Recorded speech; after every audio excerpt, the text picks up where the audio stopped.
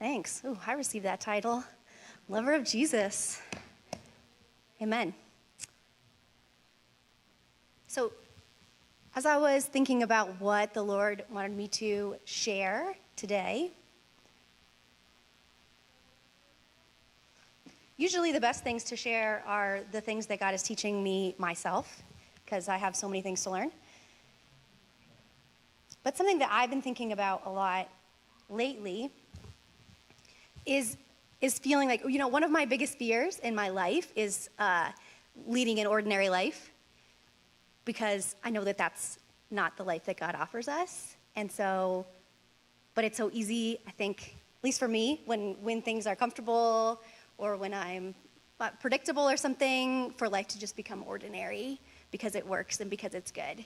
But as I've been thinking, I feel like God has been speaking to my heart that I have moved into a place of comfort and a place of ordinary, and that he knows he's gracious. He knows it's not what I want. And so I've been thinking about getting back to having ridiculous faith. And my favorite story or account in the Bible that talks about ridiculous faith is Elisha. And so today I wanted to walk us through Elisha and some of the ways that he exhibited ridiculous faith and the things that he did, the people that he came in contact with.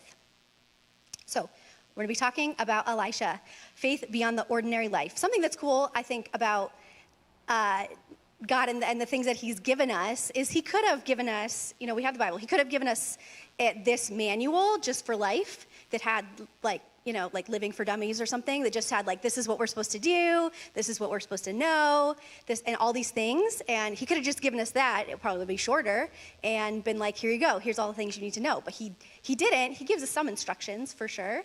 But what he gave us was this book of stories. And not a book of stories that were like fairy tales of stories, but a book of stories that are true, that are historical. We'll say this is the story of Noah, and sometimes it makes it sound like, this is the story of Santa Claus, or this is the story of, but it's this is the account of Noah, because it actually happened. This isn't the story of Elisha, it's a great story. It's the account of Elijah, who actually lived, who was an actual person. Elijah lived in the 9th century BC. Too far back. So fun fact, if you think about what's happening in the 9th century BC, Homer composed the Iliad and the Odyssey.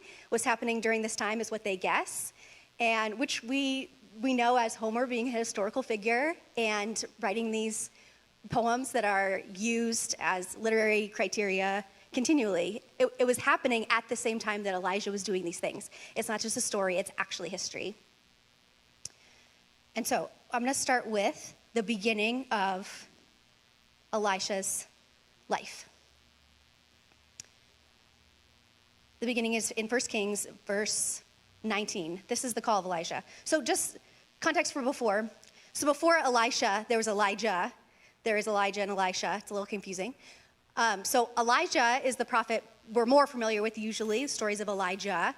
And so he is first, and he's just gone through all these different things. You can read all about him in 1 Kings if you would like to. There's way too many things to talk about. But right before this call of Elisha, Elijah's going to be his successor. God has said, he's just, if you remember this account in 1 Kings, that he was up on the mountain and there was this great earthquake and all the rocks broke apart, but God was not in the earthquake. There was this great fire, but God was not in the fire. And then there was this still small voice that came, and God was in the still small voice and told him to anoint Jehu as king over Israel and Hazael as king over Aram, and then to find Elisha and to anoint him as his successor. So he's just had this experience with God, and he's done these things, anointed the king of Israel, anointed the king of Aram, and now he's coming to Elisha. So 1 Kings 19. Elijah left there and found Elisha, son of Shaphat, as he was plowing. 12 teams of oxen were in front of him, and he was the 12th team. Elijah walked by him and threw his mantle over him. Elisha left the oxen and ran to follow Elijah and said, "Please let me kiss my father and mother, and then I will follow you." "Go back," he replied. "What have I done to you?" So he turned back from following him, took the team of oxen, slaughtered them. With the oxen's wooden yoke and plow, he cooked the meat and gave it to the people and ate. And then he followed Elijah and served him. So even at the beginning of his call here, he starts with this radical faith. So he was plowing with his yoke of oxen. Elisha comes, throws his mantle over him, which sounds weird, but that actually would have made sense to him, that what he was saying was, come and be my apprentice, come and be my, it can be similar to Joshua and Moses in the Bible, same sort of thing. Joshua followed Moses and learned from him and walked with him, and then he continued his ministry, same kind of thing. And so Elijah put the mantle over him to ask him, will you be this person for me? And Elijah answers by going back and showing the people in his life, showing his town, showing his family, this radical commitment. He wasn't like, I'm gonna go and then I might be back tomorrow, or like, I might be back next year, here, take my oxen, feed them for me. He was like, I'm gonna make this crazy radical step in front of everyone. He took a risk and showed in front of everyone, killed his oxen, burned his plow, cooked the meat, threw a party, gave it to everyone, and was like, here's my livelihood. I'm leaving. I'm going to be with Elisha because God has called me to be there. He didn't just take a radical step for himself. He demonstrated it in front of everyone. And there's no coming back from that. I mean, he couldn't come back and be like, it didn't work out, so somebody's got to give me a plow and some oxen because I did that thing with the party. He made this radical demonstration with people that he was going to follow Elijah. He dramatically severed himself from his current life with the burning of the plow. So, and this is a pretty radical call to have this great prophet Elisha come and ask you to be a successor, which probably none of us will have to experience a call like that exactly in our life, or even that level of radical call.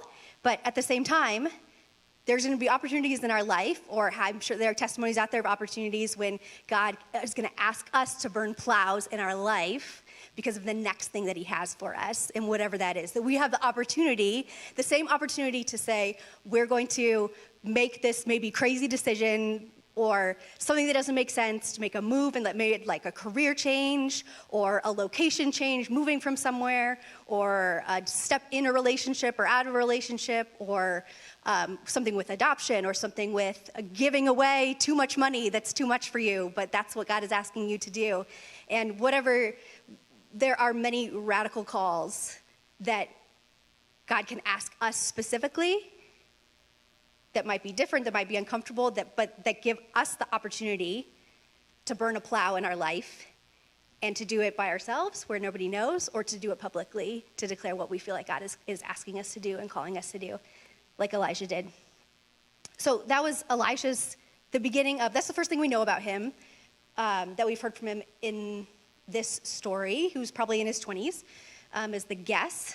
And so, but his calling of his ridiculous commitment, his ridiculous faith that started his call, just continued through his life. And it continued not only with him, but it continued with the work that he did and the people around him, the miracles that he performed, all had this theme of ridiculous faith.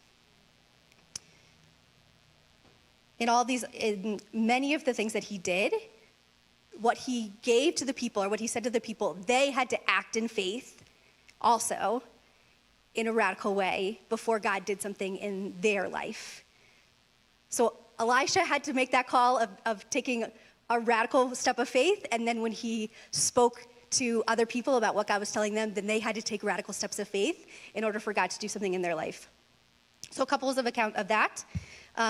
One of them is in 2 Kings, and it's in chapter 3. We're going to read it. I'm going to read it. You can read it with me. 2 Kings, chapter 3, starting in 15. While the musician played, the Lord's hand came on Elisha. Then he said, "This is what the Lord says, dig ditch after ditch in this wadi. For the Lord says you will not see wind or rain, but the wadi will be filled with water, and you will drink, and your cattle and your animals. This is easy in the Lord's sight. He will also hand Moab over to you. Then you must attack every fortified city and every choice city, and must cut down every good tree and stop up every spring of water, and you must ruin every good piece of land with stones." About the time for the grain offering the next morning, water suddenly came from the direction of Edom and has filled the land. This is not a super well-known story, but so what is happening? So there are these three kings. There's the king of Israel, the king of Judah, the king of Aram, actually, that Elijah had anointed earlier. So these kings are going out to war. There's this nation of Moab, and Moab has been attacking them, and the kings have been like, let's get together, we'll form this giant army, and we'll go out and we'll destroy this nation that's wreaking havoc on us. And so they're out there, and they're walking, and the whole army is walking for 7 days, and they don't have any water. And they're there, again, this is a historical account, so they're in that biblical land of Israel. It's an arid, deserty climate, and so now they have no water. So finally, they're like, one of the kings is like, hey, we don't have any water. Is there any prophet of the Lord that we can ask what to do about this? And they're like, oh yeah, there's this one guy. I don't really talk to him, but you can talk to him if you want to. So he goes to Elisha, the three of them, and asks Elijah, will you tell us what to do? And this is Elisha, while the musician played, he had music come to him. I had a musician come to play for him. The Lord's hand came on Elisha. And what the Lord said to them is to dig ditch after ditch in this wadi. A wadi is a kind of like a valley, which is really common in that area. So basically a valley, and he's saying, in the wadi, I need you to dig ditch after ditch. Like all of your men who are so dehydrated that you had to come to me to ask you what to do, so because they don't have any water and haven't for 7 days, I'm not just gonna give you water, I need you to go and I need you to dig ditches in the wadi. I just need you to go do it and trust that God is going to bring water. And not from rain, he's just going to bring water. And go dig the ditches. Which is crazy to ask these people, like, I came here to tell you that I'm dying of thirst, and I need you to go do some work, digging some ditches. But we read the rest of the story with verse 20, about the time for the grain offering the next morning, water suddenly came from the direction of Edom and filled the land, which is a miraculous provision. But the water, they had to dig the ditches first and be ready to be prepared for what God was going to do. And that was that step of radical faith that God through Elisha asked them to take. They had to take that step of going to dig the ditches when they didn't know how they were going to be filled. Why would they believe this guy that it was going to happen? It wasn't going to rain, so how is this going to happen? And later, the account continues that God used the water in the ditches to trick the rest of the enemy into believing that there was blood covering the land, and so the water that filled the ditches helped them defeat the whole army. God did over and above what they had asked him to do with just the water, that he actually used that as a part of them defeating the enemy. But they had to dig the ditches.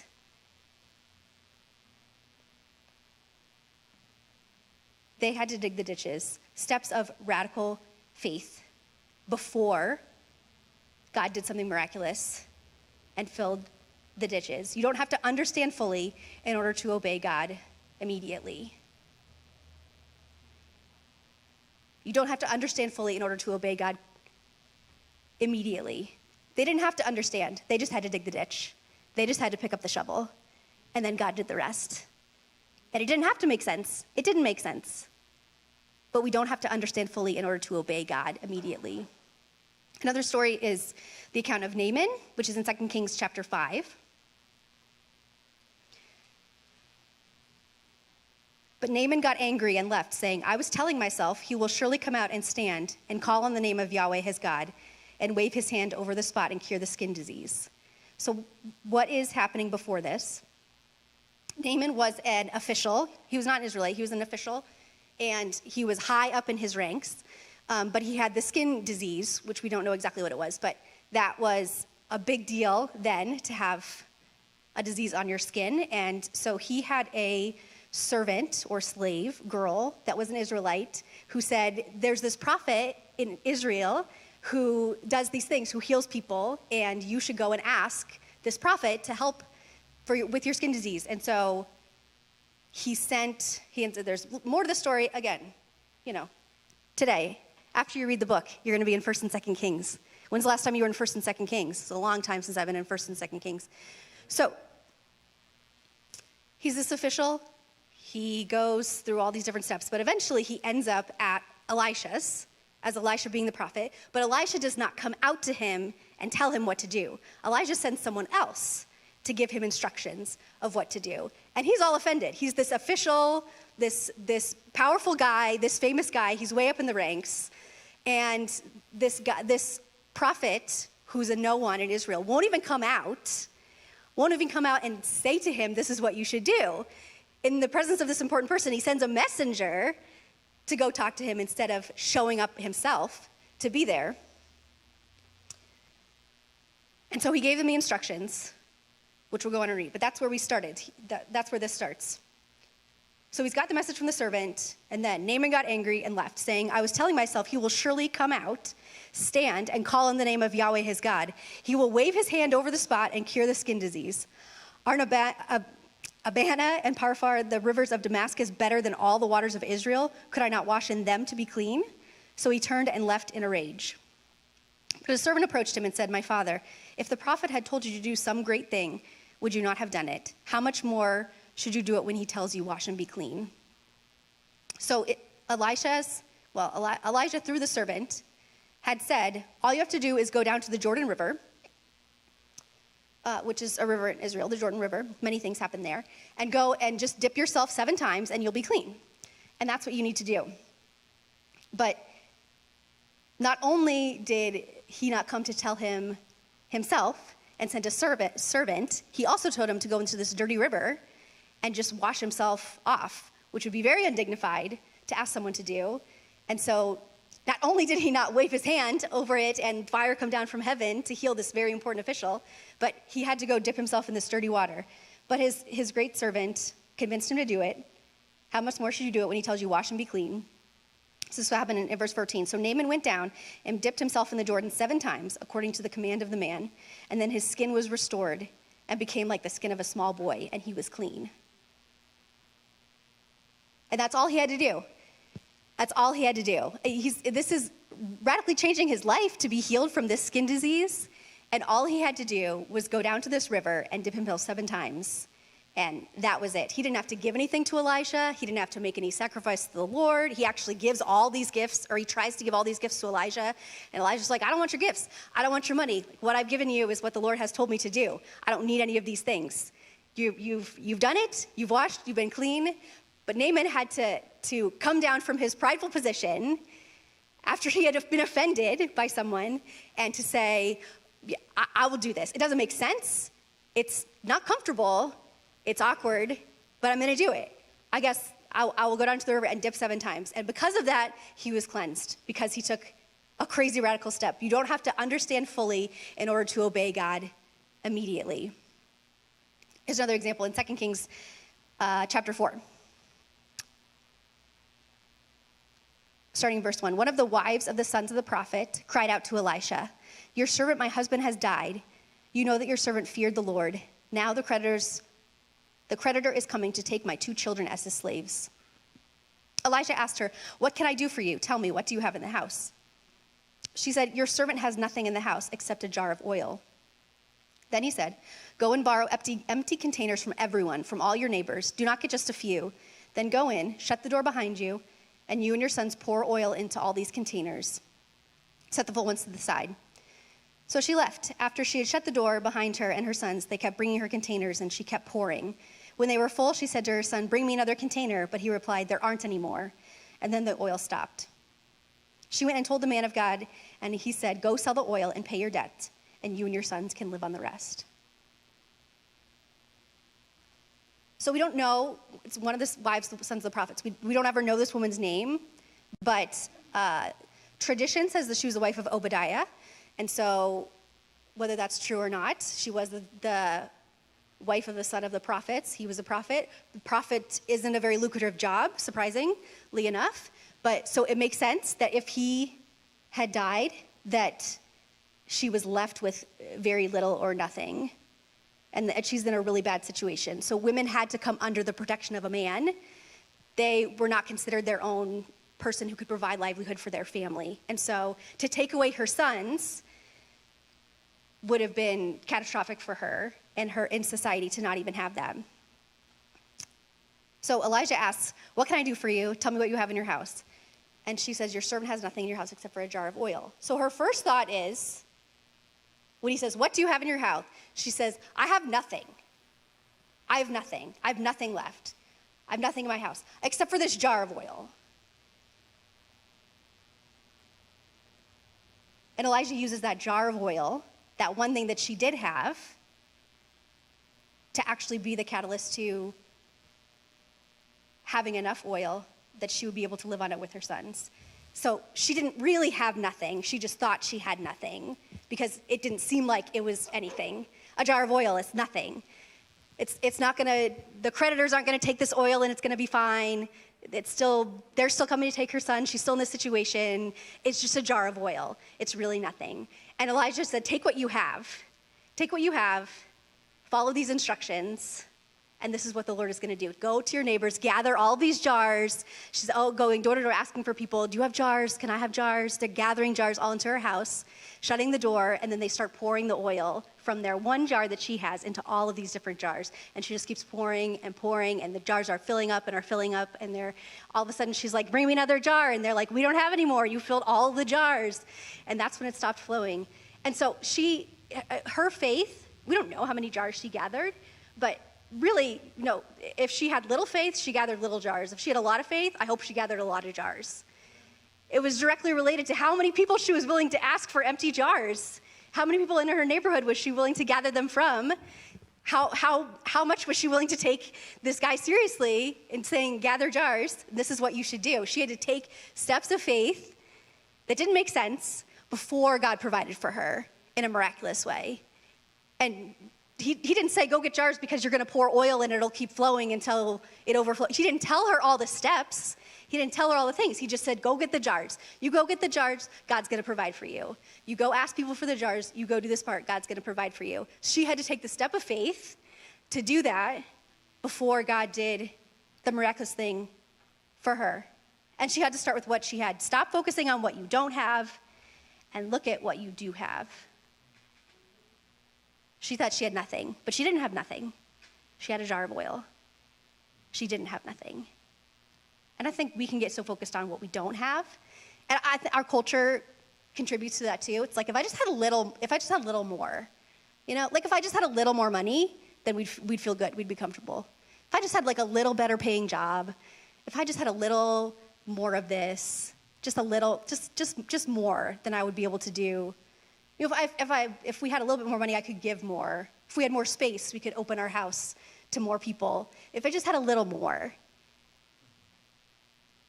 And the woman needed to stop focusing on what she didn't have and start working with what she did. She should focus on what she did have. Start working with what you have, what God has given you. Just start with that and see God multiply. So let's go back to the beginning of the story. We talked about some of the things that happened as Elisha goes on in his life as a prophet. He did a lot of things. He actually did more things than Elijah, but he's just not as well known as Elijah. But there are lots of crazy things that God did miraculously in his life. Again, who wants to live an ordinary life when you get to do all these crazy things? Going back to it, if he hadn't decided to burn the plow, if he hadn't decided to cook the meat and leave his lifestyle, none of those things would have happened. And he would have missed out. He would have missed out on that miracle. He would have missed out of seeing God provide in those ways, in providing water, in watching this man be cleaned of his skin condition, in seeing God provide miraculously with oil. He would have missed out if he hadn't chosen to burn the plow.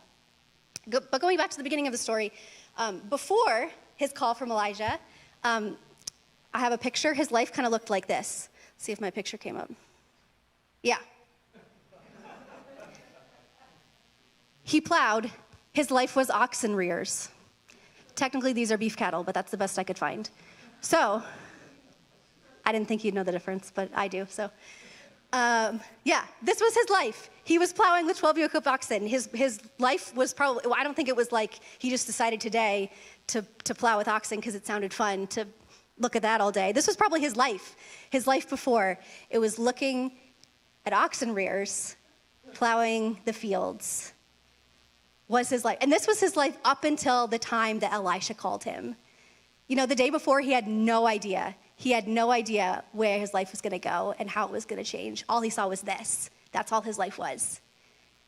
But the next day, the next hour, all those times before, something was coming. A choice for radical faith to follow what God had for him in crazy ways. This invitation into this abundant life. More than this.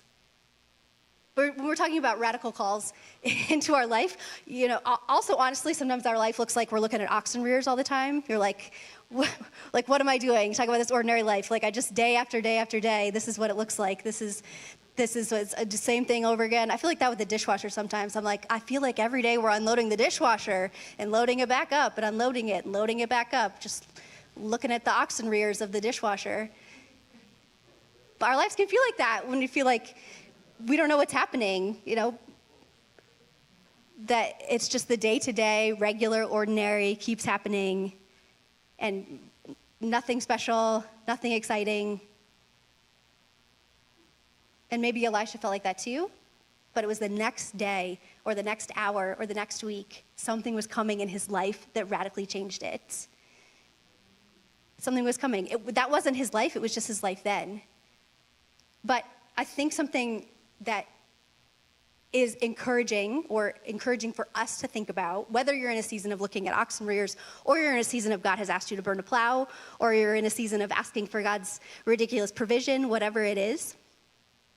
For Elisha, when he left, when he was called, when Elijah put mantle over them, Elisha was ready. He answered right away. He wasn't like, let me keep the mantle and I'll get back to you in 3 days. Write me a contract, tell me how it's gonna happen. He was ready. He was not even just ready to go. He was like, all right, I'm ready. I'm gonna do this radical step to end my livelihood, to publicly declare to people that I'm going to be with Elijah. He was ready to go. He was not attached to things in his life so much that they got in the way of this call that God had for him. He was not attached to things. He obviously wasn't very attached to his plow, because that was the first to go. So, his oxen. But he wasn't attached to things in his life, that would keep him from being able to, in that moment, answer the call that God had for him.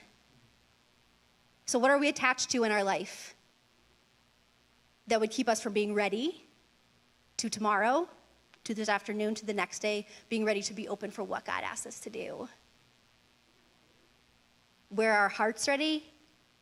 And when we're in a season of looking at oxen rears, how are we working to partner with God to think about how we can be ready to be able to take that step when it happens, to burn the plow?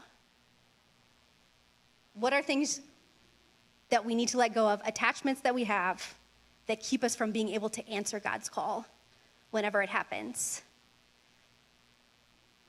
What will help make us people like Elisha, make us people who are going to be able to answer that radical call, not to do more, but our character, the kind of character.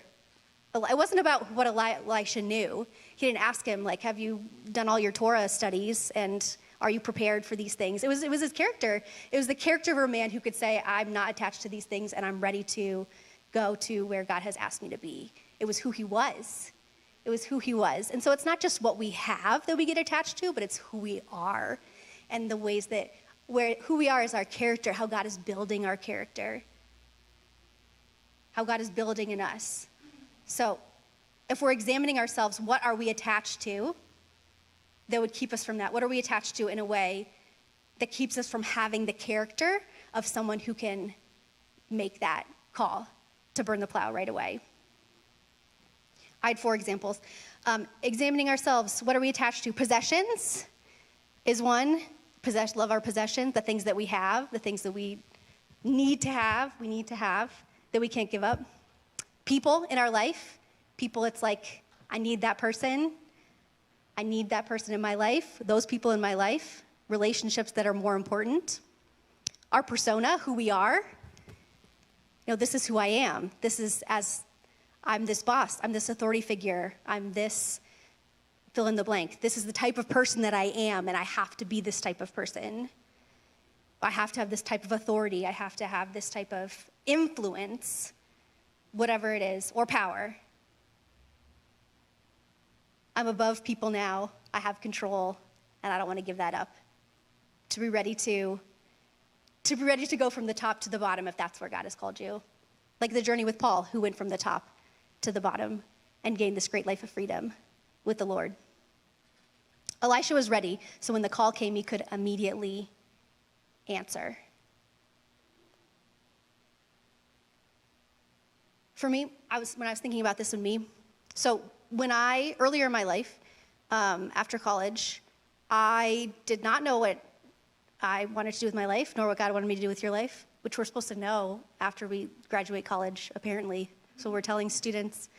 And I had no idea, but I really felt like I wanted this call to an unordinary life. And that's what I wanted to follow after. And I knew and believed in faith that God was going to do something with my life because that's what I wanted. And I didn't know what it was, but that's how I felt. I just want to be radically used by Jesus and what that is. And so I started reading the Bible through the entire Bible once a year, every year. And I would do different translations every year, ESV and NIV. And I went through probably 5 years in a row, I think. Now I'm lucky if I make it through the Bible in like 5 years. But at that time, that's what I did. And I did that not because I felt like I didn't know enough for God to use me. I had a degree in biblical studies, degree in missions. It wasn't because I didn't know. It's because I knew I did not have the character to walk through the doors that I wanted God to open in my life. And I knew that I was not the person that could have that radical faith to do something that God had called me to do, and that I wanted to do something about it. And that was the way. I knew that it was something that God forms in us. It's not about what we're doing, but it's something that God forms in us, and that commitment to me to going through his word in that intentional way was a way for me to say, God, I want you to form in me so that I can be that person that can be radically used by you, being a part of God's work in our lives. So let's bring this to the New Testament. So Jesus tells a story. This is actually a story because he told a parable, which is how he taught people, often using stories. This is a parable that he said in Matthew chapter 25. He said, "Then the kingdom of heaven will be like 10 virgins who took their lamps and went out to meet the groom. 5 of them were foolish, and 5 were sensible. When the foolish took their lamps, they didn't take olive oil with them, but the sensible ones took oil in their flasks with their lamps. Since the groom was delayed, they all became drowsy and fell asleep. In the middle of the night, there was a shout, 'Here comes the groom, come out to meet him.' Then all those virgins got up and trimmed their lamps. But the foolish ones said to the sensible ones, 'Give us some of your oil, because our lamps are going out.' The sensible ones answered, 'No, there won't be enough for us and for you. Go instead to those who sell and buy oil for yourselves.'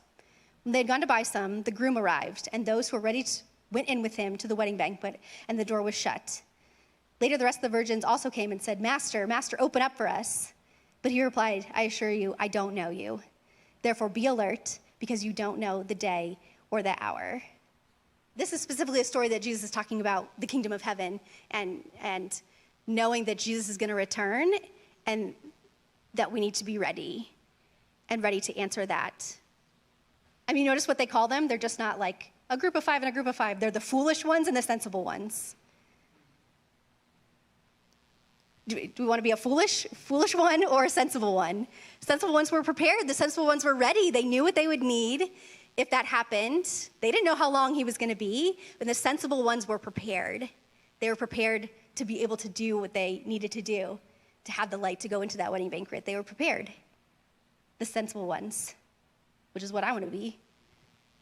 What we all strive to be. So these are some steps to ridiculous faith that I summed up for us. Steps to burn the plow. You don't have to understand fully in order to obey God immediately. Stop focusing on what you don't have and start focusing on what you do have, and be prepared. If the worship team wants to come up. Burn the plow. You don't have to understand fully in order to obey God immediately. Stop focusing on what you don't have. Start focusing on what you do have, and be prepared. I'm going to pray for us, and then we'll end in worship. Father God, I thank you that you give us stories of people instead of just rules to follow, that you've given us historical accounts of ways that you have interacted with your people the ways they've interacted with you, so we would know what's possible. We would know what's possible for us, what has happened, that we would be encouraged when we are discouraged, that we would have faith when we don't have faith, that we can look to these people who knew you, who saw you do miraculous things, and know that they were just people like us. They were just people like us in a different time.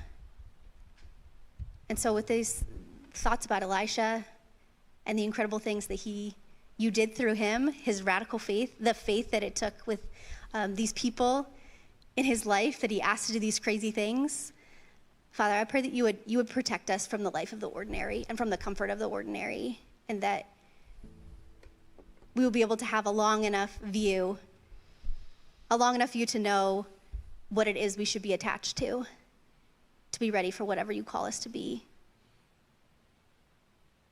The Bible says that you have prepared good works in advance for those who love you. And I pray that we would have the courage to burn the plows that you ask us, and that we would have the courage to start working with what we have. That you would make that clear to us as you're preparing us in our character to be people that can say yes, to be people who are ready, to be people who are prepared to take steps of radical faith, and to be able to see you do those miracles, to see you do incredible things that we get to be a part of. In Jesus' name, I pray.